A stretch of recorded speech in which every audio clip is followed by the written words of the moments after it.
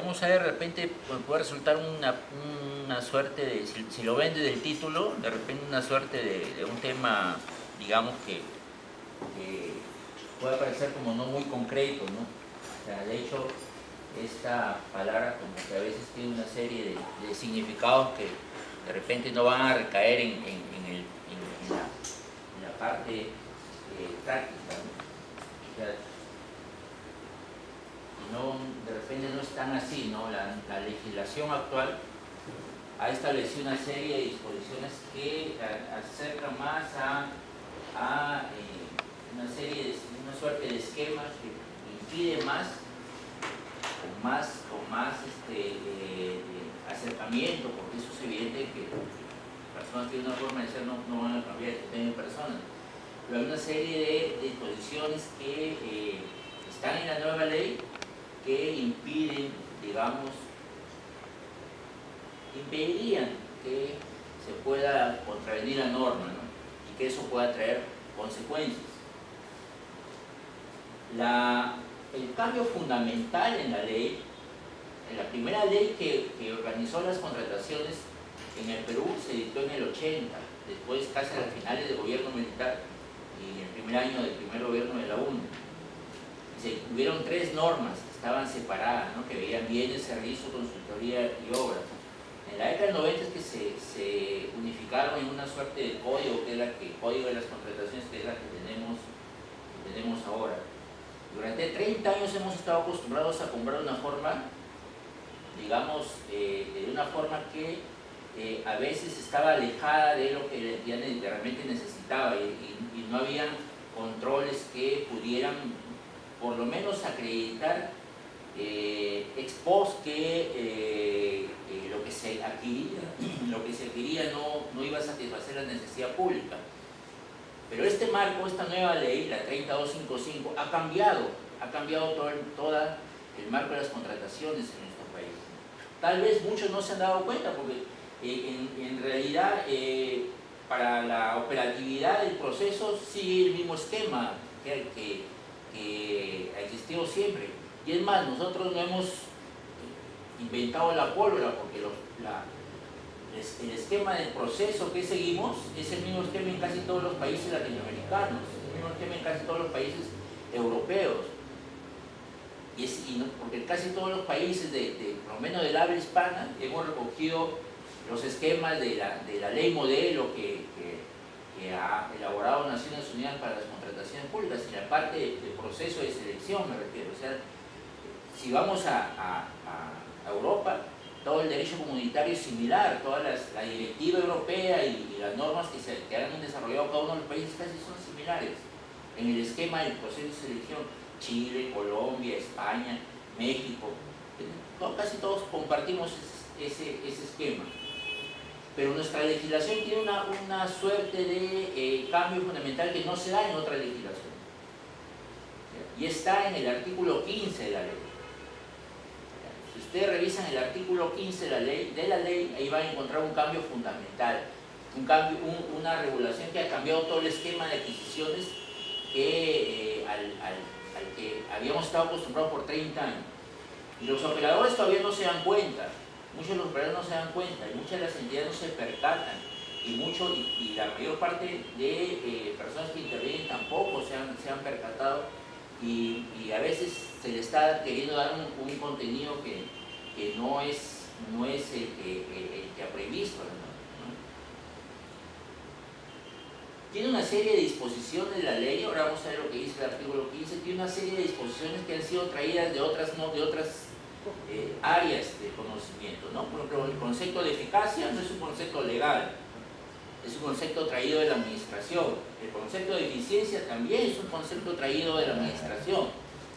El principio de equidad, que está en el artículo 2 de la norma, que establece la regla de que las prestaciones deben mantenerse equilibradas, es un principio económico, es un principio de la economía que en sí ha sido incorporado a la norma. El concepto de porcentaje que se utiliza ahora para determinar el valor de las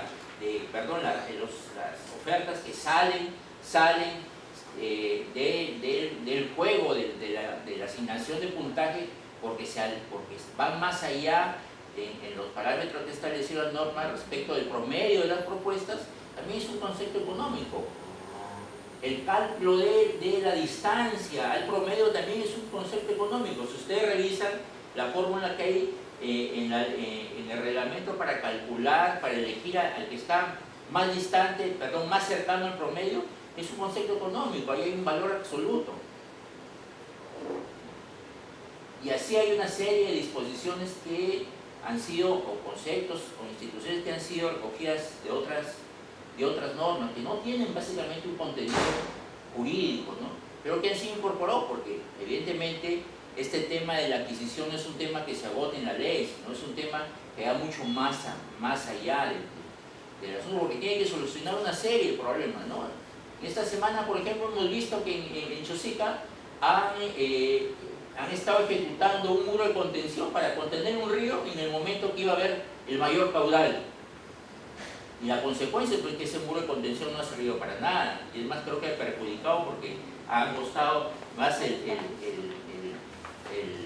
cauce del río. Pero eso no es, de repente, el tema más importante, es lo que se ve, es lo que las cámaras han visto. Los que las cámaras no van a ver es que las condiciones de ejecución han cambiado y que el contratista ya no va a estar obligado a ejecutar conforme las reglas que fueron aplicadas, porque las condiciones del suelo han variado, evidentemente.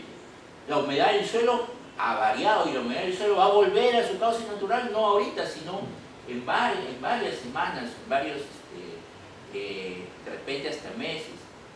Y entonces va a tener que haber una serie de reacomodo de las prestaciones. Y el contratista va a alegar de repente que es un hecho fortuito, ¿no? Es un caso fortuito. Y van a haber ampliaciones de plazo, van a haber adicionales que por sí no son malas. Son malas cuando provienen de una deficiencia en la organización de las contrataciones, ¿no? Incluso se van a modificar los valores, porque ustedes saben que ahora hay un artículo 34-A en la ley que permite incluso modificar el valor de los contratos.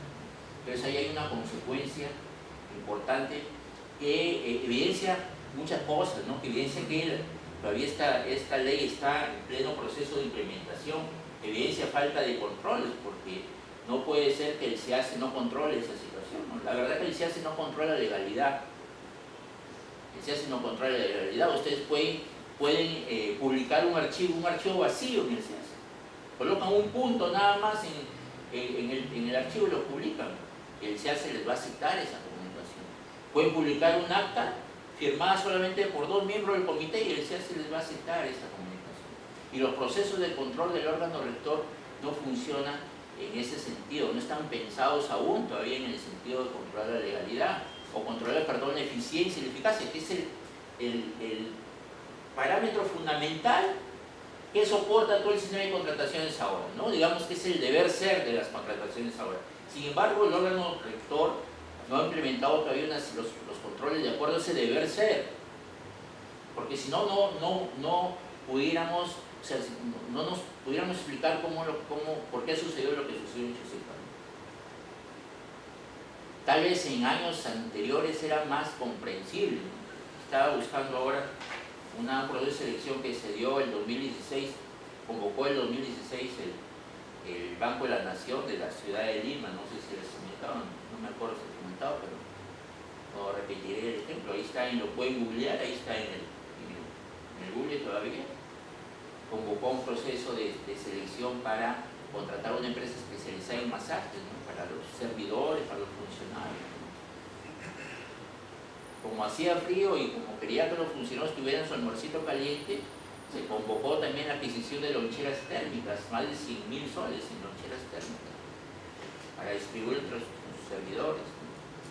Se convocó un día ¿cómo se llama esto? Cuando cogen a un cantante, ¿no? Que mejor canta.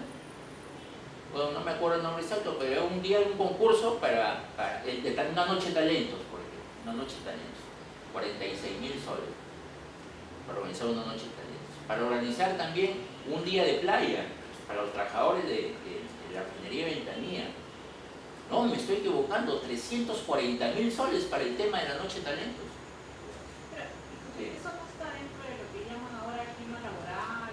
Sí, yo no estoy indicando eso, sino que el tema es que la justificación de la necesidad pública, yo quiero llegar a eso, la justificación de la necesidad pública. A Kuczynski se le acaba de contratar un estudio por 180.000 soles para que se le defienda en la comisión investigatoria del Congreso. Y la finalidad pública era un chiste. O sea, lo que quiero llegar es que ahora ustedes lean el artículo 15 de la ley, que es el que marca la diferencia entre estas normas y las normas anteriores. A partir de la convocatoria a esos concursos de masaje y otras cosas, Petroperú es un ejemplo de esto, ¿no? O sea, yo sé que están diciendo, bueno, para el tema de la mejor productividad del trabajador. No estoy cuestionando eso, estoy cuestionando el hecho de que pueda gastarse un dinero público sin justificar la necesidad pública. ¿Ya? Esa es la finalidad de esta primera conversación, estas primeras expresiones que les estoy indicando, ¿no? Eso es lo importante ahora. Y eso está en el artículo 15, que tiene una particularidad. ¿Cuál es esa particularidad? Que las contrataciones tienen que estar vinculadas al plan operativo institucional y al presupuesto de la institución, ya sea el inicial o ya sea el que se modifica. Ustedes saben que el plan operativo institucional tiene vinculación con otros documentos de gestión, con el tema que tiene que ver con todo el tema de la planificación estratégica, ¿no? Y toda contratación ahora tiene que estar vinculada a una necesidad prevista en el plan estratégico institucional que va a ser satisfecha con una actividad incluida en el plan operativo institucional. Ese es el cambio fundamental en nuestra legislación. Ese es es un mandato. Esa es la obligación fundamental en la legislación de contratación pública, ¿no? La idea es que se satisfaga una necesidad pública. Y yo tengo que justificar la finalidad pública de cada adquisición desde el punto de vista de la satisfacción de esa necesidad. Y como servidor público tengo que conocer, por supuesto, el plan operativo institucional de mi entidad. Y como área usuaria tengo que identificar qué actividades previstas en el plan operativo me corresponden a mí como área usuaria, y eso es lo que va a ser mi guía para poder elaborar mi cuadro de necesidades. Y eso es lo que va a servir de guía a quien tenga las funciones de órgano encargado de las contrataciones cuando se reúna con el encargado de presupuesto después de tener este proyecto de presupuesto para establecer realmente qué se incluye o no se incluye en el plan anual de contratación. Y la finalidad pública es la que va a ser controlada después. Los órganos de control van a controlar la determinación de la finalidad pública. El tema del precio no es un problema ahora. El precio tiene que ser el precio del mercado, pero el mercado que los privados le venden al Estado. Porque el precio de que los privados le venden al Estado es distinto del precio que los privados le venden a otro privado. No es lo mismo, salvo los bienes que están en el acuerdo marco que tiene una regulación especial, pero no es lo mismo que yo le vendo un bien en Lima al Estado como que le vendo un bien en Juliaca al Estado. Si ustedes revisan el presupuesto de las obras que se ejecutan en Iquitos, es distinto el presupuesto de las obras que se ejecutan acá. Una bolsa de cemento tiene un valor aquí distinto al que tiene en Iquitos, porque hay una serie de consideraciones distinto al valor que pueda tener en Abancay, porque no es la regla, esencialmente la regla entre privado lo que está regulando la norma, sino la regla del mercado de privados con públicos. Por eso es que la formulita, por ejemplo, que se utiliza para determinar el acercamiento al promedio en las obras es un valor absoluto. No está pensado en el monto económico. Y por eso es que yo puedo elegir a una oferta que esté por encima del promedio. Aunque hay una oferta mayor, si está más alejada del promedio, yo tengo que elegir una oferta que sobrepase el valor del promedio. Porque esa es la idea. El problema no es el precio. La norma no te dice que compres más lo más barato. La norma te dice compra lo que realmente necesitas en el tiempo que necesitas y el precio adecuado. Y a partir de ahí hay una serie de regulaciones, porque a partir de ahí es que, por ejemplo, quien tenga a cargo la administración y el proceso de elección puede rechazar una oferta. A partir de ese concepto. Y por eso que se ha introducido la facultad del comité especial de rechazar una oferta. Pero el rechazo de la oferta, te dice la norma, tiene que ser reglado, ¿no? O sea, si tú no trabajas bien el estudio de mercado, si no pides adecuadamente las cotizaciones, si esas cotizaciones de información que has obtenido no te permite contrastarla con la oferta para ver si es una oferta temeraria, vas a tener un problema, porque no vas a poder tener la posibilidad de rechazar esa propuesta si no has trabajado previamente en un adecuado estudio de mercado. Todas esas reglas que están en el... Y ahora es peor, ¿no? Porque ahora, digamos que la inversión tiene que estar dirigida a determinar, a reducir las brechas que puedan identificar las entidades, ¿no? Y son brechas que tienen que resolverse en un proceso de ejecución multianual. Entonces cualquier inversión que yo haga, por ejemplo, tiene que estar incorporada como necesidad en esa determinación de brechas, que no es un tema jurídico. Es un tema que va más allá de la norma. Y a veces cuando la satisfacción de la necesidad no se logra, la ley de contrataciones pues aparece para el neófito en el tema, para el ciudadano común y silvestre, aparece pues como un cascarón que no impide que se cometan actos indebidos o negligencias. Esa es lo que sucede, y eso sucede porque es un tema que todavía se está trabajando, ¿no? O sea, la norma es buena norma, tiene una serie de defectos porque ha sido elaborado por seres humanos, tiene una serie de defectos, pero también tiene una serie de cosas buenas y esperemos que con el tiempo se vayan solucionando, ¿no? Esto como a modo de introducción al tema. Pensar en que el tema de la ética no es un tema volátil, no es un tema de repente, como dicen los abogados, no es un concepto jurídico indeterminado, sino que se completa en varias disposiciones que tienen contenido legal, ¿no? ¿Tienen contenido legal por qué? Porque los servidores públicos, quienes actúan en nombre del Estado, tienen que regirse por el principio de legalidad, básicamente, ¿no? Y el principio de legalidad, ¿qué es lo que determina? Que solamente los funcionarios pueden hacer lo que dice la norma. Si la norma no dice algo, no lo pueden hacer. No es como un privado que dice, bueno, si la norma no me prohíbe o la norma no me manda, lo puedo hacer. Pero quienes actúan en nombre del Estado no pueden tener esa lógica de la libertad.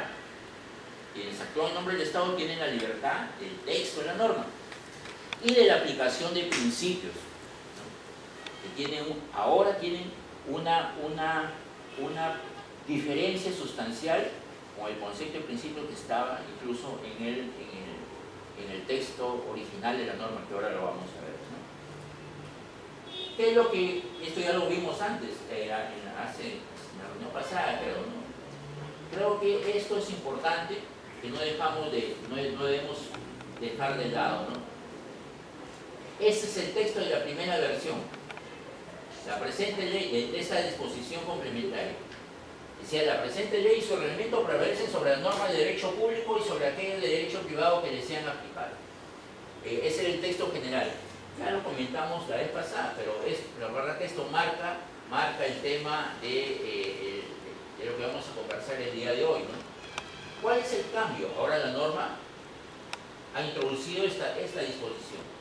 Prevalecen sobre la norma del procedimiento administrativo general, por mandato de la norma,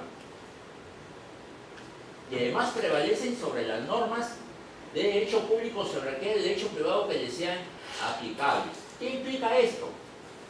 Que todo lo debemos interpretar a partir del marco de la norma, todo de la ley de contrataciones. Todos los procesos de adquisición tienen que ser interpretados a partir del marco de la ley de contrataciones. Y solo si la ley de contrataciones no regula algo específicamente, tenemos que ir a la ley del procedimiento administrativo general, y solo si la ley del procedimiento administrativo general no regula lo que nosotros queremos solucionar, tenemos que ir a las otras normas. Es decir, la posibilidad de que nosotros recojamos normas del derecho privado pasa por analizar previamente y fundamentar previamente que eso que yo quiero solucionar no está arreglado ni en las normas de derecho público, ni en las normas del procedimiento administrativo general, ni en las normas de la ley de contratación. O sea, en reversa, ¿no? He mencionado las normas en reversa. Y eso es lo primero que ustedes tienen que tomar en cuenta, ¿no? La adquisición de bienes, servicios y ejecución de obras solamente es un tramo, una parte de las reglas que regulan la actividad del Estado, ¿no? Ustedes como servidores se regulan por muchas otras disposiciones, ¿no? En esas otras muchas disposiciones, sí, su marco de acción es la ley de procedimiento administrativo, salvo que hay una ley especial que regule algún proceso específico, ¿no? Hoy ha salido, por ejemplo, publicada una norma de servir que regula la contratación de los trabajadores CAS y que ha introducido obligatoriamente la prueba de evaluación. Y yo veo que todas las entidades solamente exigen evaluación curricular y después dan entrevista y dan los resultados, ¿no? Ahora se ha introducido la evaluación y es obligatorio. O sea, si una entidad convoca un concurso CAS, va a tener que por lo menos tener esas 3 etapas en los proyectos de selección. Eso es un control, porque ahora quien se sienta afectado va a pedir porque así lo permite la ley de acceso a una información pública, que le alcancen pues copia de su examen y copia del examen que ha ganado, del que ha ganado. Eso no sucede en la ley de contrataciones, por ejemplo, porque cualquier hijo vecino no puede pedir información, ya comentamos eso. Durante el proceso, durante la evaluación, nadie puede pedir información. Nadie, porque así lo manda la ley de contrataciones del Estado. Y mientras la buena pro no esté consentida, solamente los participantes que han quedado en primer y segundo lugar tienen acceso al expediente a todas las ofertas. Porque la norma lo dice. Antes de que quede consentida la buena pro, ningún hijo vecino puede decir, entidad, dame copia de todo el expediente. Luego que quede consentida, ahora sí. Si quieres te doy. Pero es una regla específica que está en la ley de contrataciones. Por eso es que no debemos dejar de tomar en cuenta esta primera disposición complementaria y final. Hay una serie de regulaciones como estas que vamos a ver en este módulo, ¿no? La más significativa es la incorporación de este principio, el principio de integridad. ¿Ya? Fíjense, esto está en el artículo 2, ¿eh? Todo esto. Para la norma, los principios son criterios para la aplicación de las disposiciones. Son instrumentos de integración.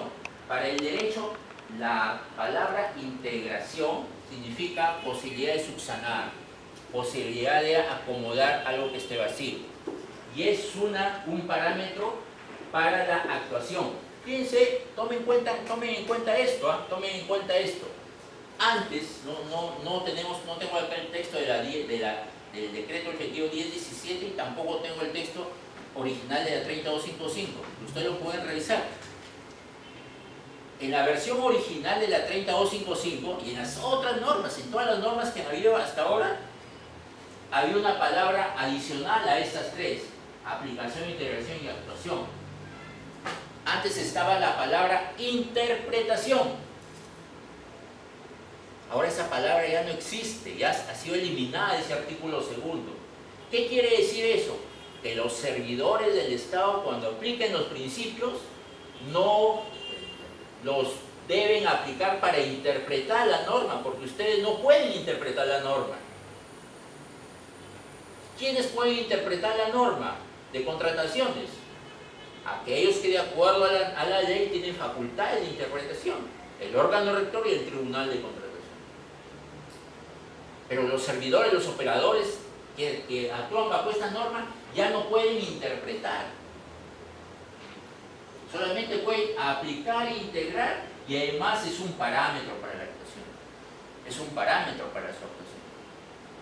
Entonces ustedes están obligados a actuar de acuerdo a las disposiciones que establece la ley de contrataciones y no de acuerdo a las disposiciones que establece la ley de procedimiento administrativo general.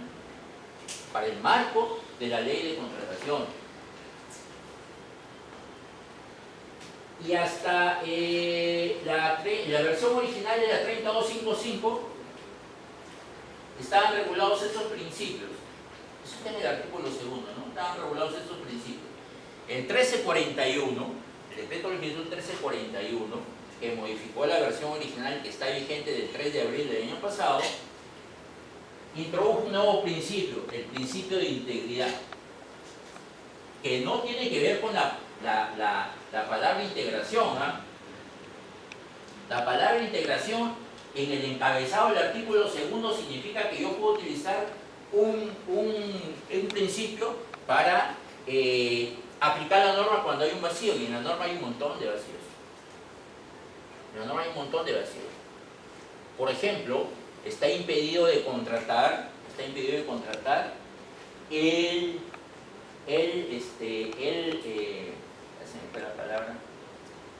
el conviviente, por ejemplo, del alcalde. La conviviente del alcalde o el conviviente de la alcaldesa no pueden contratar con la entidad, dice el artículo 11. Pero no está definida en la norma lo que es conviviente. Entonces yo voy a tener que utilizar los principios, para poder subsanar esto y poder verificar. Siempre hay una opinión respecto a eso, ¿no? Al concepto de convivencia. Pero digamos que esa es una forma, eso sería una forma de cómo yo podría interpretar, ¿no? Cuando es que estamos ante un impedimento originado en una situación de convivencia. Yo que soy casado, por ejemplo, en mi persona, yo soy casado, civilmente casado. No me he divorciado, estoy casado. ¿Yo podría tener un conviviente? ¿Yo podría tener una conviviente? Podría, pero no debería. No, estoy hablando en el deber ser.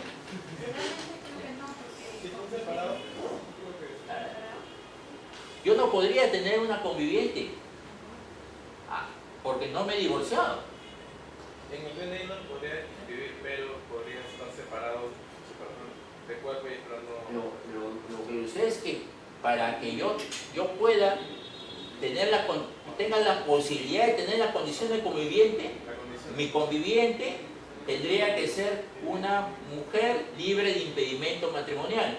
Y yo también tendría que estar libre de impedimento matrimonial. Si yo estoy casado, nunca el derecho me va a reconocer la figura de convivencia.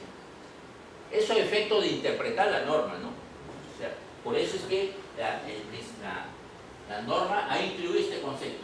Y esto es nuevo, porque ya saben ustedes que lo rojo es lo nuevo.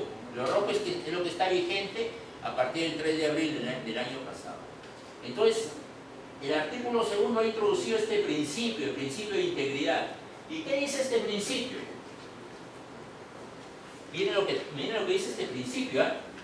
La conducta de los partícipes, no solamente de los servidores de la entidad, no solamente de los que se registran, sino de todos los que han participado en el proceso de contratación que se inicia con la etapa de actos preparatorios. Todos los partícipes en cualquier etapa del proceso de contratación, no dice proceso de selección, dice proceso de contratación. Es decir, desde el inicio de los actos preparatorios, es una obra desde el inicio de las actividades que tienen como finalidad la elaboración del estudio de preinversión. Si es un bien, desde el inicio de las actividades que tienen que ver con la elaboración de los requerimientos técnicos mínimos. Entonces, durante todo todos los que participan en cualquier etapa del proceso de contratación, debe estar guiada por estos principios, que si bien es cierto, pueden ser conceptos jurídicos indeterminados. Lo que viene acá sí es algo concreto, algo objetivo. En caso de producirse, debe ser comunicada a la entidad. Debe ser comunicada a la entidad. Por eso es que hay varios miembros del comité de selección que están siendo procesados por colusión, están siendo procesados por negociación incompatible, porque a pesar de haber salvado su voto en las actas, a pesar de haber dicho yo no estoy de acuerdo con esta decisión, igual están siendo procesados. ¿Por qué? Por no haber comunicado. Sí. Eso es reciente. Sí, a partir desde el 3 de abril del año pasado. O sea, no se podría aplicar a los que antes del 3 de abril. No. A los procesos de selección convocados desde el 3 de abril en adelante. Fíjense lo importante que es este principio. Esto es un parámetro de actuación. La Contraloría ahí está, pero... Porque la Contraloría te dice, está bien, tú salvaste tu voto. Bueno, el tema penal es más peligroso todavía. El tema penal es más peligroso. ¿Alguna pregunta? No pasamos el tema porque hay varios temas. Extensión de los impedimentos a las contrataciones iguales o menores a 8 UITs y a los subcontratistas. ¿Ya? En el artículo 11 de la norma hay un listado de impedimentos. Y en el artículo 3 de la norma hay una disposición que dice las contrataciones que son iguales o menores a 8 UITs están fuera del marco de la contratación. Sin embargo, el artículo 11 de la norma me ha indicado que las contrataciones iguales o menores a 8 UITs también están regulados por los impedimentos. Es decir, si yo quiero contratar a un pintor para que me pinten todas estas oficinas y le voy a pagar 5.000 soles, ese pintor no debe estar impedido de contratar con el Estado, a pesar de que sea una contratación de 4.000 soles, a pesar de que sea una contratación de 4.050 soles, y a pesar, digo yo, por eso es mi posición, que es una contratación de 600 o 800. Porque la norma, cuando dice que es una contratación menor a una UIT, lo que está diciendo es para efecto de exigirte RNP. Pero no te está diciendo te libera del impedimento. Entonces, hasta una contratación de 600 soles, de 500 soles, también le son aplicables este impedimento, ¿no? Y respecto a la subcontratación, hay una disposición que dice que yo no puedo subcontratar más del 40% del monto del contrato original. Ustedes revisen ahí el artículo 124. Repito, no puedo subcontratar más allá del 40% de la prestación. Eso no aplica cuando se trata de consultores individuales y no puedo subcontratar las prestaciones esenciales, pues, ¿no?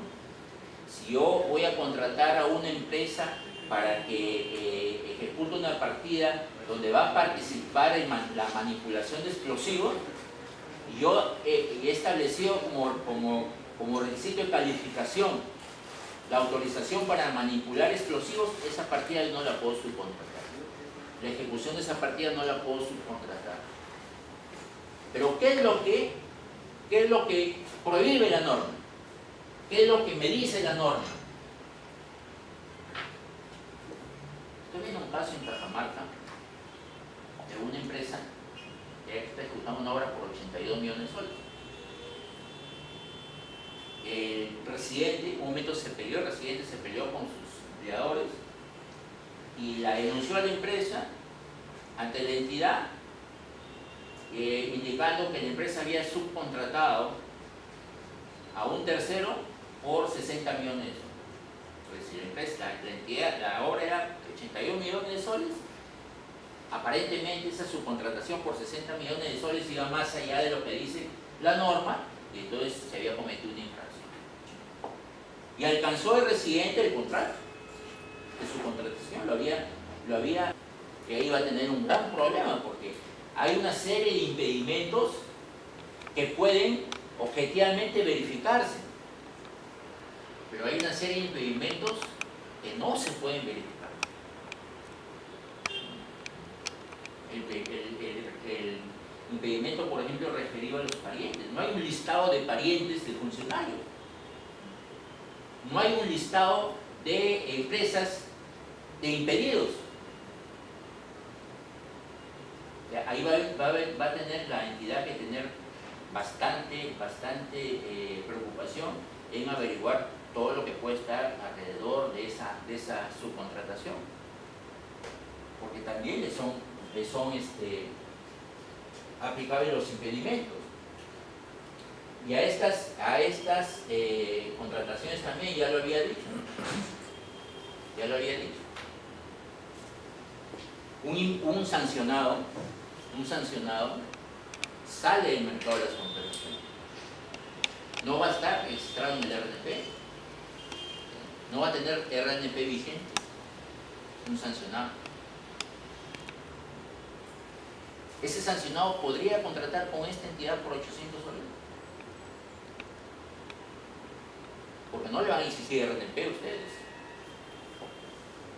¿Podría contratar ese sancionado? No, porque su castigo es salir del mercado. O sea, está excluido del mercado de las contrataciones. Entonces estaría impedido de contratar con el Estado. Y hay un tema ahí que tiene que ser analizado caso por caso. Pero solo una consulta. Sí. ¿Qué pasa con el personal de la empresa que gana que gana? El personal de la empresa que está impedido de... Eso lo vamos a ver ahora. Hay una disposición en la ley, pero hay una disposición en el reglamento que ha atenuado eso, ¿no? Atenuado eso, ¿no? Respecto de los parientes. Ahora vamos a ver. Porque ustedes saben que estas modificaciones fueron elaboradas por el MEF. No participó la gente del OSO. Y después, cuando se publicó el 1341, saltaron una serie de problemas que realmente resultaban un problema, ¿no? Respecto a la aplicación. Ahorita vamos a ver el tema de la contratación. Entonces, este es el artículo 11.1 y esto ha sido agregado por la norma.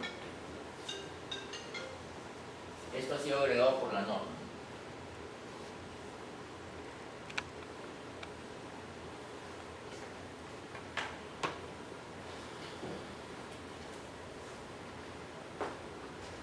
Impedimentos por actos de corrupción, y ahí ustedes tienen que chequear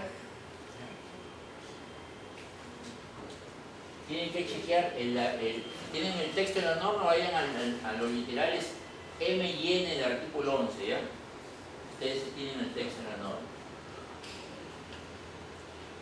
Hay un impedimento referido a las personas naturales. Este impedimento solamente, en este impedimento pueden estar incursas las personas naturales. Las personas naturales condenadas, ya sea en el país con sentencia firme o ejecutoriada, eso siempre ha existido.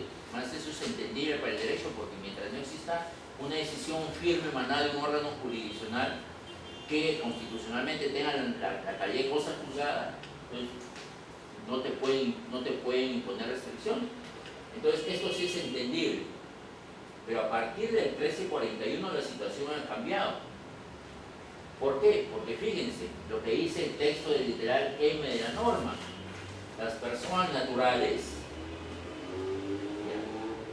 se encontrarán impedidas cuando directamente ellos o sus representantes, ni siquiera, o sea, yo persona natural puedo verme impedido por la declaración de un representante. Por la declaración de un representante que haya sido además hecha por alguna autoridad nacional, no dice Poder Judicial, no dice Ministerio Público, no dice Contraloría, no dice entidad. La norma dice autoridad nacional. que haya reconocido que, admitido yo reconocido que, la comisión de este listado de delitos.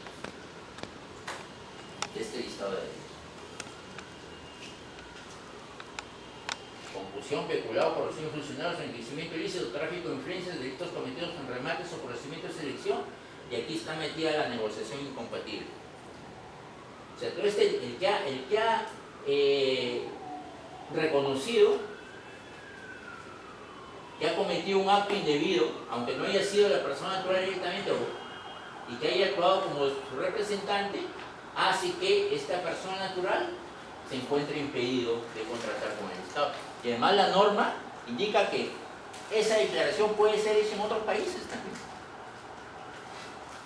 Porque la norma dice, o sus equivalentes en el caso de que estos hayan sido cometidos en otros países, ¿no? Porque nuestra tipificación, nuestro código penal, un elemento de la tipificación es la denominación. Y nuestro código está denominado así, pero de repente en otros códigos no está denominado así. Pero la norma dice, o sus equivalentes. Entonces, para determinar los equivalentes, y aquí para los abogados que están aquí, uno de los elementos importantes es el bien jurídico protegido por el delito, ¿no? Que es lo que hay que buscar para determinar si una norma es equivalente o no. Para el caso de las personas jurídicas, miren lo que dice la norma, literal N del artículo 11. Las personas jurídicas se encuentran impedidas cuando sus representantes legales o personas vinculadas, y en la norma, en el reglamento,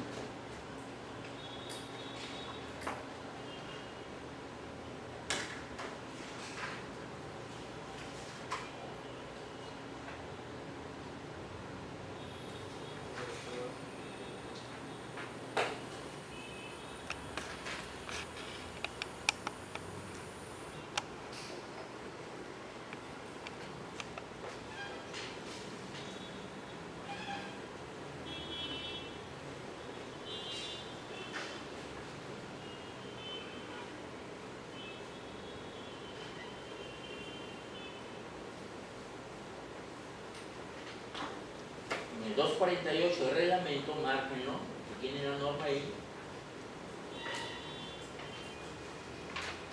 ha establecido algunas disposiciones de interpretación de los impedimentos. El 248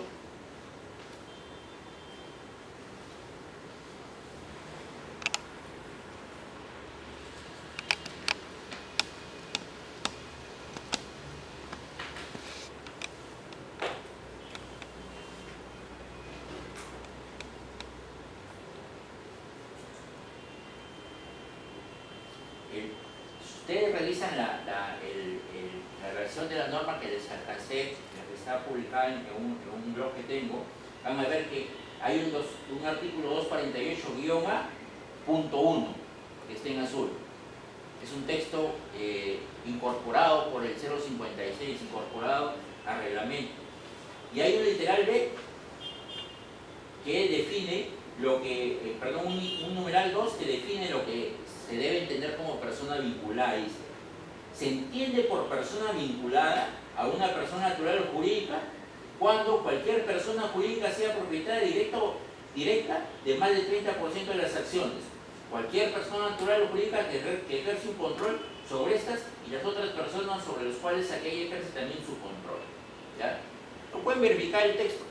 Concepto de persona, concepto de vinculación. ¿Por qué fue introducido este cambio en la legislación? Porque este 248 interpreta ese concepto que está en el artículo 11 de la ley. ¿Por qué? Porque cuando esto fue introducido por todo el tema de los brasileños, ¿no?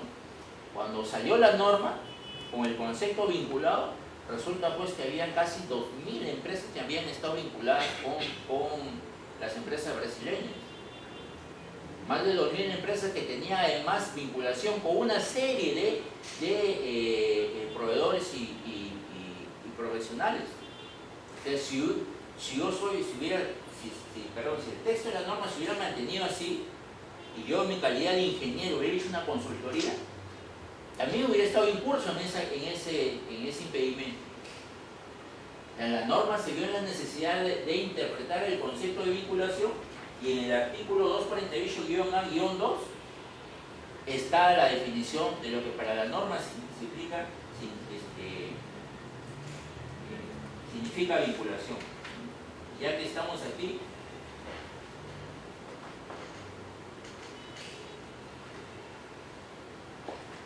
respecto a los trabajadores de las entidades, para resolver, ya que estamos en este artículo, respecto a los trabajadores de las entidades y al impedimento de los servidores públicos, el 248.1 es el que ha interpretado la limitación que tienen los trabajadores de contratar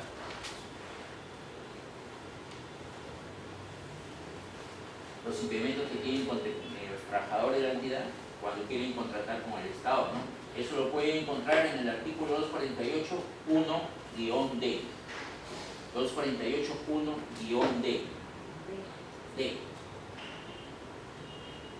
Cuando la relación existe con los servidores públicos y trabajadores de las empresas de Estado a dedicación exclusiva, a lo que se refiere literal E del numeral 11.1 del artículo 11 de la ley, el impedimento se configura en el ámbito de la entidad a la que pertenecen estas personas y hasta 12 meses después de que ejerzan el cargo, siempre que por la función desempeñada dichas personas tengan influencia, poder de decisión o información privilegiada sobre los procesos de contratación en la entidad. Solamente en este caso. Lo que no deben perder de vista es que el impedimento también alcanza a todas las entidades. ¿Ya? Eso es lo que no deben perder de vista. Ya lo he mencionado ya que estoy aquí en el 248. Entonces, miren, para volver al tema de los impedimentos, el impedimento de las personas jurídicas, ¿qué es lo que dice literal en el artículo 11? Los representantes legales o las personas vinculadas, cuando estos hayan sido condenados, cuando hubiesen admitido o reconocido los mismos delitos en el país. Pero acá hay un tema importante, esto que va a aparecer ahorita. Y esto sí sigue, y los comités de selección tienen que poner acá un poquito rojo, porque pueden estar contratando con un impedido. Tratándose de consorcios, el impedimento se extiende a los representantes legales o personas vinculadas a cualquiera de los integrantes del consorcio. Eso sigue, eso está vigente. O sea que los que han contratado, los representantes legales de los consorcios que han contratado con Odebrecht están impedidos. O sea, todos los que se han consorciado en algún momento con Odebrecht están impedidos y sus representantes están impedidos. Por eso que está acá. Es decir, y eso está en el artículo 11 de la norma.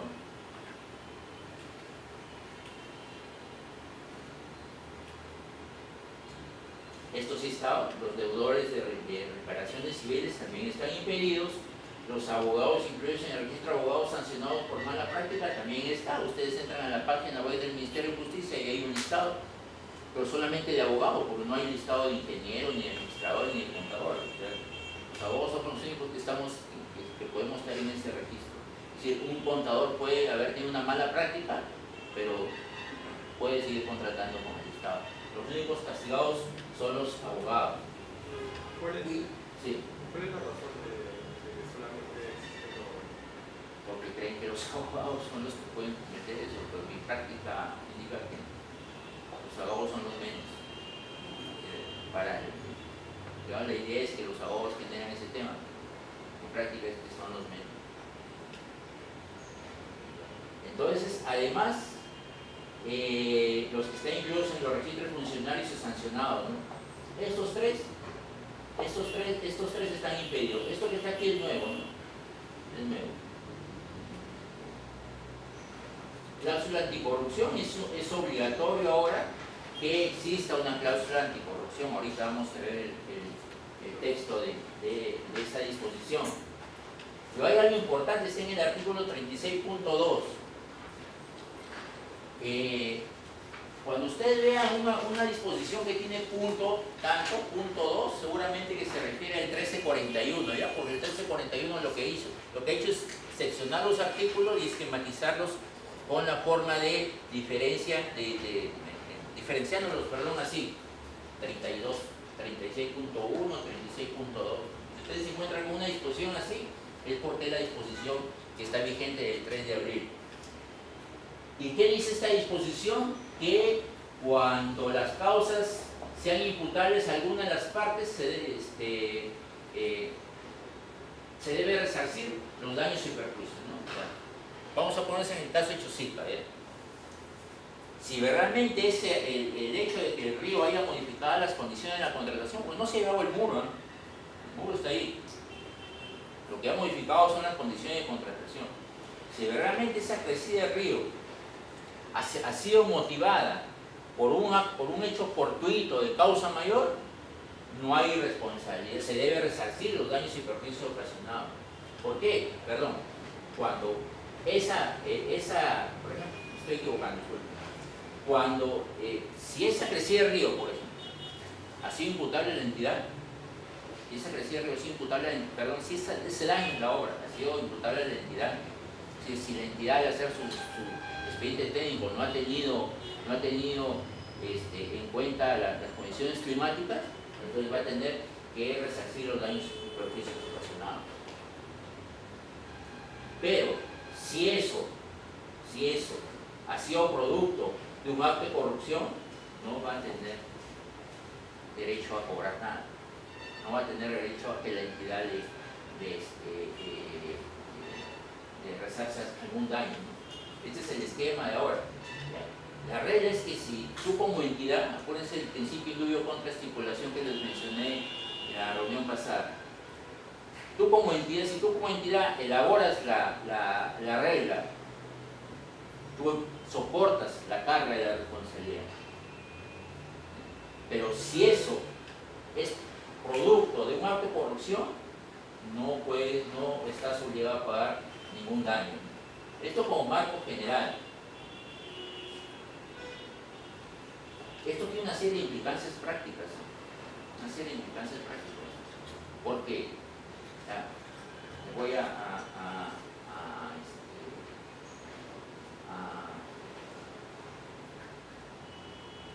dar un ejemplo concreto. En una ciudad tan cerquita de acá de Lima, se elaboró un estudio de preinversión para asfaltar dos calles que se unían en una especie de una L, y el estudio de preinversión se elaboró en conjunto por las calles del doctor, ganó, en Buenalí, estaba haciendo el expediente técnico, había presentado su primer avance, le había pagado su primer avance, y ya había presentado 2 avances más, no le pagaban los 2 avances más, y en ese interín la Dirección General de Presupuesto Público le comunicó a la entidad que esos estudios de preinversión que habían hecho habían quedado sin efecto y que le habían levantado la viabilidad, ya no tenía viabilidad en el sistema. Porque según la Dirección General de Presupuesto Público debía haberse hecho un estudio de preinversión para esta calle y otro estudio de preinversión para esta calle.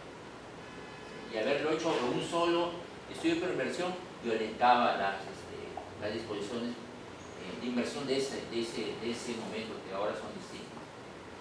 Y entonces le eliminó la viabilidad. Y sin viabilidad ya el contrato de la elaboración del expediente ya no podía seguir. Y entonces la entidad le resolvió el contrato invocando caso fortuito de fuerza mayor. Porque la norma dice que cualquiera de las partes puede resolver el contrato por un caso fortuito de fuerza mayor. Cualquiera de las partes. No dice que tiene que haber concierto de ambas partes. Si se trata de un caso fortuito de fuerza mayor, cualquiera de las partes. Y la entidad le resolvió. Y el contratista dijo, el consultor dijo, bueno, yo no tengo responsabilidad en esto. Y además no es un caso fortuito de fuerza mayor, porque tú debiste haber elaborado ese estudio de preinversión cumpliendo las normas que estaban vigentes en ese momento. Tú me has dado tú me has entregado la información y parte de la información en el estudio de preinversión aprobado. Si un órgano de control presupuestal te ha dicho que has hecho mal tu trabajo, Eso no es un hecho fortuito o fuerza mayor. Una acción de control no es un caso fortuito o fuerza mayor, es una acción de control de un órgano del Estado. Y se fue al arbitraje. Por supuesto que en el arbitraje el tribunal le dio la razón, y le dijo: págale los daños y perjuicios. Está bien, ya no puedes contratar con él, porque es imposible, hay un impedimento jurídico de que pueda cumplir la prestación, porque no puedes hacer un expediente técnico si no tienes la viabilidad otorgada. Lo tienes que indemnizar. Y el tribunal le dio una indemnización. Si se hubiera probado en ese proceso que esa decisión provenía de un acto de corrupción, la entidad, aunque formalmente se hubiera producido el esquema que manda la norma, que manda la entidad a pagar daños y perjuicios, independientemente de eso, si hay un acto de corrupción que no ataca la formalidad, ojo para los abogados, el acto de corrupción no ataca la formalidad, porque a los abogados se nos ha enseñado de que, y ahora vamos a ver, porque hay un tema de nulidad ahí, a los abogados se nos ha enseñado que un acto puede ser declarado nulo cuando en su nacimiento no está presente uno de los elementos esenciales del acto, y por eso que es declarado nulo. Y un acto es declarado, un contrato es declarado resuelto cuando con posterioridad a su firma ocurre algo que impide que la relación contractual continúe. Y hay unas causales de resolución y unas causales de nulidad. Las causales de nulidad siempre atacan la inexistencia de un elemento esencial. Pero resulta que acá el acto de corrupción no ataca un elemento esencial del acto, y que hay un cambio sustancial en el concepto de nulidad que está regulado en la ley, el concepto de nulidad que está regulado en el Código Civil, en el Código Tributario y todos los otros códigos. Fíjense que este tema de la corrupción no ataca la validez del acto. El acto puede ser válido, el acto puede haber contenido todos sus elementos, puede haberse realizado todos los elementos que la norma exija para que el acto sea válido. Sin embargo, por un acto de corrupción, ese acto se convierte en nulo, como vamos a ver, ¿no? Y por eso que la norma dice: no paga daños y perjuicios. Y la norma ahora dice que debe haber una cláusula anticorrupción. La norma no define el contenido de la cláusula de corrupción, pero sí está en las bases estandarizadas. Todas las bases estandarizadas tienen un formato de contrato que debe ser utilizado obligatoriamente por la entidad, y ese formato de contrato tiene esta cláusula. Y miren lo que dice esta cláusula: ya está firmado el contrato. Ya está firmado el contrato. En el proceso de selección, ¿quiénes participan? De parte de la entidad, el comité de selección.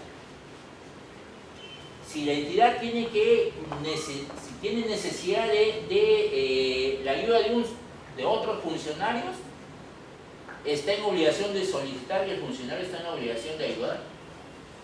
Es una obligación de los funcionarios ayudar al comité de selección. Pero ¿quién actúa en un proceso de selección de parte de la entidad? El comité de selección, o el órgano encargado de las contrataciones, cuando tú tienes esa función. ¿Y quién actúa de parte del contratista? ¿Quién actúa de parte del contratista? La persona natural, la persona jurídica, el representante legal, y si es un consorcio, el representante legal común. Pero siempre hay una persona de parte del contratista, del postor, y los miembros del comité de parte de la entidad. No actúa nadie más. No actúa nadie más. O sea, no hay posibilidad de que un gerente de un consorciado actúe en el proceso de selección. No hay esa posibilidad. E incluso cuando se interpone recurso de apelación, porque ya lo vimos la reunión anterior.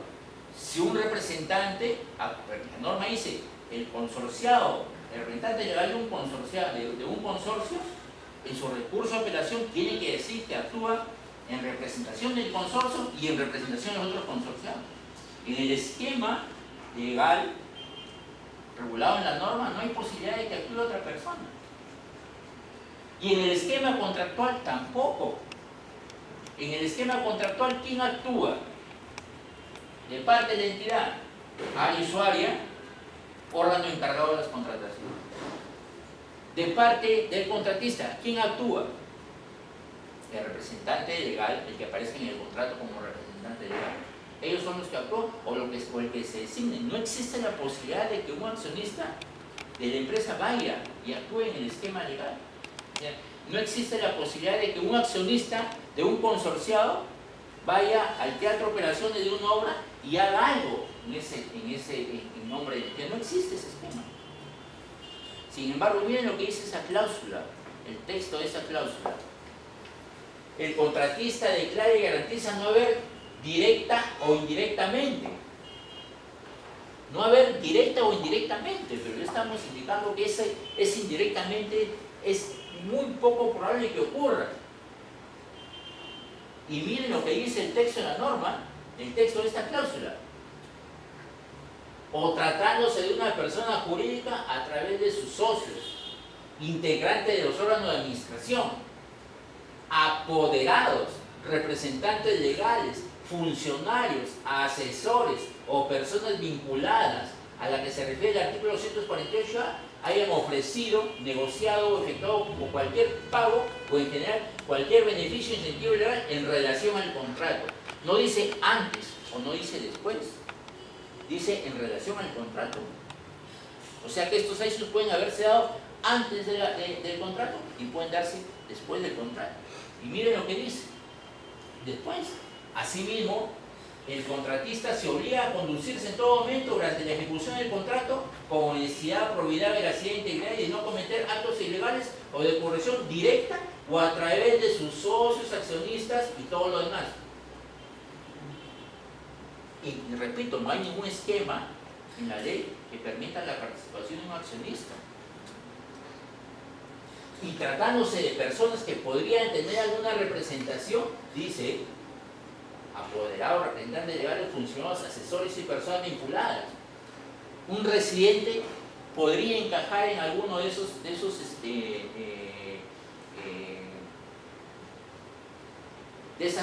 calificaciones que hace este segundo párrafo. Un residente podría ser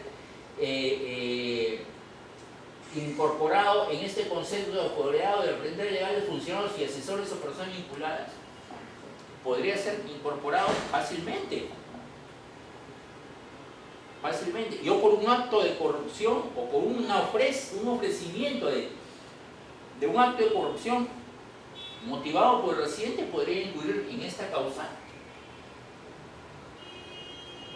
Y eso es sumamente, digamos, debe ser motivo de una verificación intensa de parte de las entidades, de ustedes. ¿Por qué? Porque acuérdense del principio de integridad. O sea, si el residente hace un acto indebido y ustedes detectan, no solamente van a incurrir en la obligación de accionar, dependiendo de la naturaleza, si se produce un acto de nulidad o un acto de resolución, y comunicar. Porque después las acciones de control le van a decir a ustedes por qué no comunicaron. El principio de integridad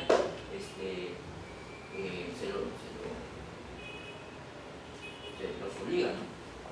Y este es el anexo 2 que está en las bases, ¿no? Aquí también hay una mención, ¿no? Hay un formato, ¿cierto? Esto yo no lo puedo modificar. Este es un requisito de admisibilidad de las propuestas. Ustedes han visto ya en su etapa de proceso de selección, ¿no? El primer tamiz que pasan las propuestas es la revisión de los requisitos de admisibilidad que tienen que ver con la presentación de los formatos, ¿no? Que están en las bases estándar. Ahí hay una disposición también importante, ¿no? No haber incurrido y me obligo a no incurrir en actos de corrupción, así como respetar el principio de integridad. Esta es una declaración jurada, es un requisito de admisión, pero ¿qué pasa si me descubren después que yo he mentido? ¿Qué pasa si mi residente ha declarado ante el Ministerio Público que le ha entregado dinero a un funcionario de una entidad para obtener un contrato. Ya, ese es un tema que van a tener que revisar ustedes caso por caso. Consecuencias, en la realidad, hay un montón, ¿eh? Hay un montón. ¿Y está en proceso todavía? El literal N y M del artículo 11 no indica nada si está en proceso. O sea, solamente se ha reconocido. No, claro, pero, En Chiclayo hay un montón de casos, ¿sabes? Que ocurrieron con el alcalde de Chiclayo que está preso. pero si está en proceso y todavía no hay una sentencia. Ese es justamente lo que está regulado acá.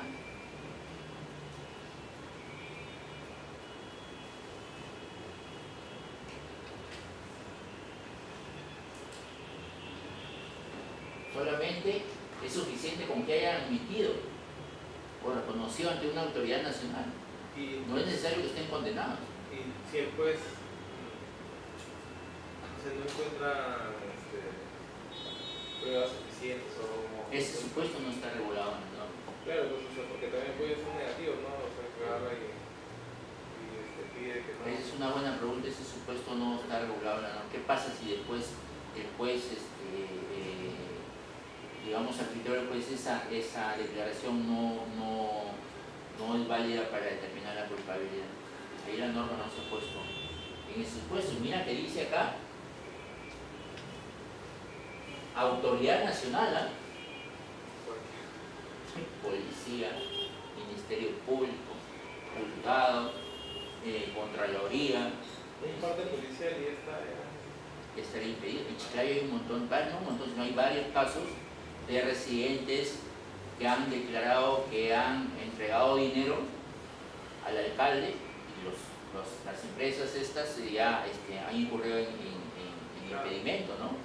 Durante el gobierno regional, hace poco, hace unos 2 o 3 meses, el gobierno regional de Piura convocó a un proceso de selección para descolmatar el río Piura y convocó 6 procesos conjuntos. Y 3 procesos fueron ganados por una empresa en Chiclayo. Pero esa empresa en Chiclayo ya estaba involucrada, los representantes están involucrados en un proceso de corrupción. Y había un residente que había declarado que se había encargado de entregarle dinero al alcalde. Y por ese hecho, esa señora era una señora que era dueña de la empresa. Por ese hecho, ese contratista perdió la buena prueba. Sí. Pero no tendrá que existe una opinión la otra, para que No hay sea ninguna opinión respecto a eso. más preciso, porque es muy abierto, ¿no? Y ahí pues ustedes del comité. Es un problema porque no hay un registro de esas personas. ¿Sí? Y no hay posibilidad de que ustedes como comité de selección vayan más allá de cumplir los procedimientos que establece la norma, ¿no? Que te cuente de que los documentos de la empresa que ha perdido, ¿no? Sí. Pero ahí está la declaración jurada, ¿no? Entonces eso... Claro, o sea, por eso es que yo les decía esto, ¿no? Mira, la empresa que ganó los 3 procesos de selección ya adjuntó este anexo, declaró que no había ocurrido ningún acto de corrupción y no estaba impedida. Pero resulta que después apareció la declaración de residente en copia certificada en la que frente al fiscal había declarado que había entregado dinero. Y por eso perdió los 3 procesos de selección. O sea que las empresas tienen que tener muchísimo cuidado de quién contrata. Aunque sí. Claro, porque por ejemplo ya si la empresa no cometió ningún acto de corrupción y la otra persona no sé. Lo que pasa es que a veces los actos de corrupción son tan evidentes que el fiscal negocia con las personas y dicen, ¿sabes qué? Mejor vamos preparando el asunto para que seas un colaborador eficaz y declara. Pues. En ese esquema yo declaro, pues no, sí, el señor tal me dio plata para darle al señor tal fecha yo le entré. Eso tiene que ser corroborado, pero las normas no se ponen en ese supuesto, porque la corroboración es un proceso que está dentro del esquema penal, no está dentro del esquema de la contratación. Si a ustedes como comité de selecciones alcanza una copia certificada de la declaración de un tipo frente al Ministerio Público que dice que admite haber cometido un acto de corrupción en representación de tal empresa, esta empresa de acá va a estar impedida. Y no hay ninguna opinión respecto de esta situación. Lo mejor que sea en la empresa, porque nunca vamos a volver a contactar con el Estado. Esa muerte es suya. Y eso quiere decir que es más... es mejor actuar evitando esos actos. Hay una serie de... Este es el esquema actual. Este es el esquema actual.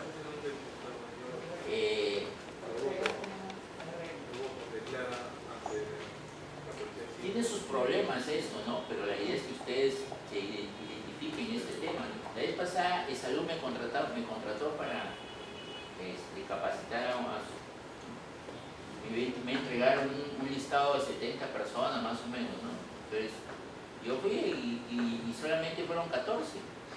Entonces yo estaba preocupado, bueno, ¿por qué había venido tan poca gente, ¿no? Y resulta que esos 14 eran casi. Los otros eran trabajadores nombrados de salud. Y después yo ya averigüé por qué no habían ido los trabajadores nombrados, ¿no?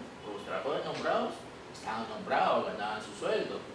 Y no querían hacerse de requisito que los obligara después a ser parte de un proceso de selección o estar en el órgano encargado de las contrataciones, que de por sí es un área muy sensible, ¿no?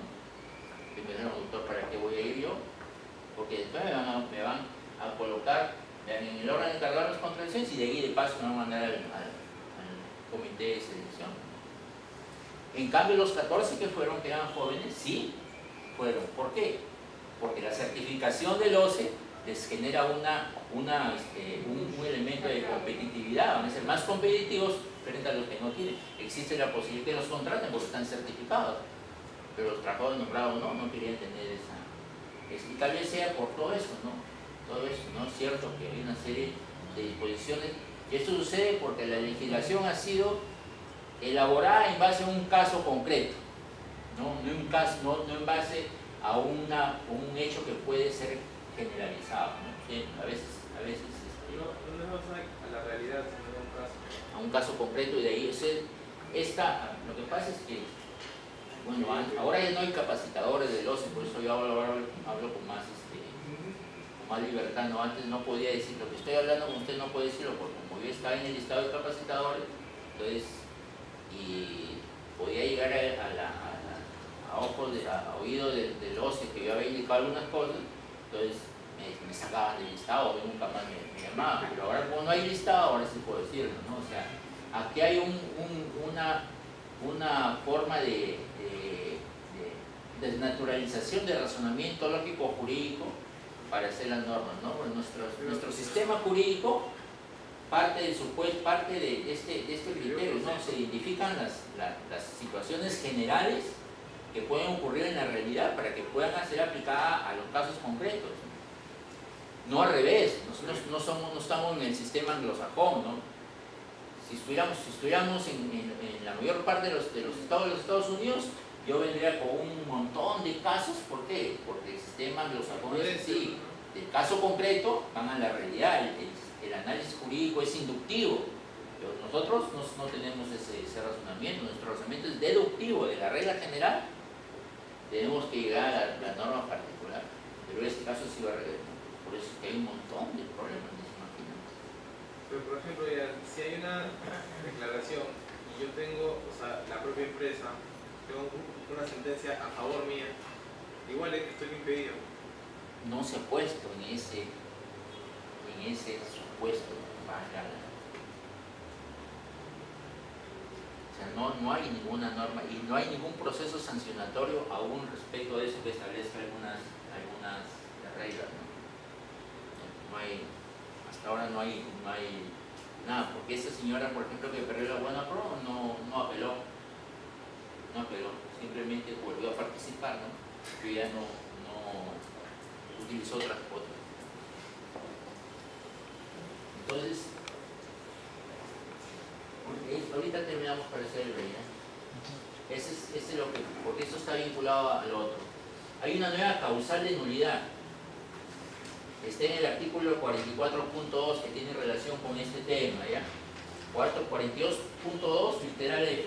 Cuando se acredite que el contratista, sus accionistas, sus socios o empresas vinculadas, o cualquiera de sus directores, funcionarios, empleados, asesores, agentes o representantes legales han pagado, recibido u ofrecido o intentado pagar o recibir u ofrecer en el futuro algún pago o beneficio indebido.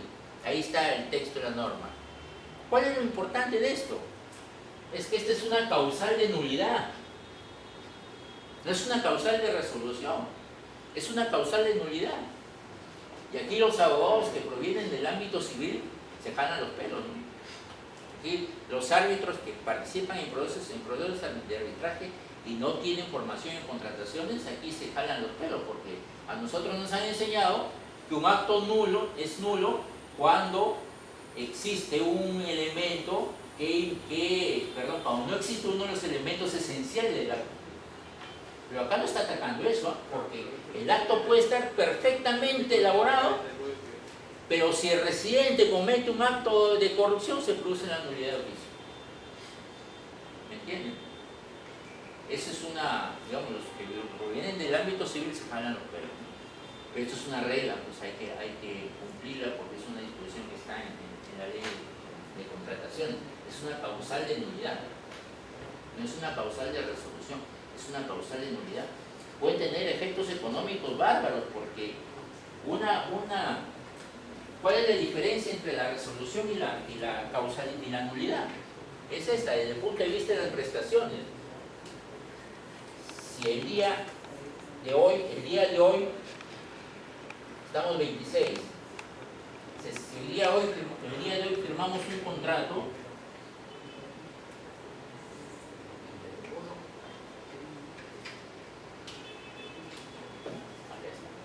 si el día de hoy firmamos un contrato, están presentes todos los elementos de la validez del acto. Y digamos el 20 de marzo de este año se declara la nulidad y el plazo del contrato, imagínense que es hasta acá. Si este día declaramos la nulidad y durante este periodo se han pagado valorizaciones, ¿cuáles son los efectos? Los efectos de la nulidad es que todo se retrotrae al momento de la firma del contrato. Entonces, si tú le has pagado valorizaciones, te va a tener que devolver. Ese es el efecto, es atroz. En cambio, en la resolución, no. Si yo declaro la resolución en este día, la resolución, ¿cuál es el efecto? Es hacia adelante. Lo que te pagué, lo he pagado bien. Pero si yo declaro la nulidad, lo que te he pagado, lo he pagado mal. Y tengo que cobrar. Y tú me tienes que pagar. Y eso pues, a pesar de que tú hayas ejecutado, o sea, si estás ejecutando una obra, puedes haber ejecutado parte de la obra. ¿Qué dice la norma? Y hay varias opiniones, hasta 2 o 3 opiniones al respecto. La norma dice, bueno, el órgano rector dice, ese problema solucionalo en el Poder Judicial. Si tú has ejecutado partidas y te declaran la nulidad del contrato, ese problema solucionalo en el Poder Judicial, porque ni siquiera puedes irte al arbitraje para ver ese tema.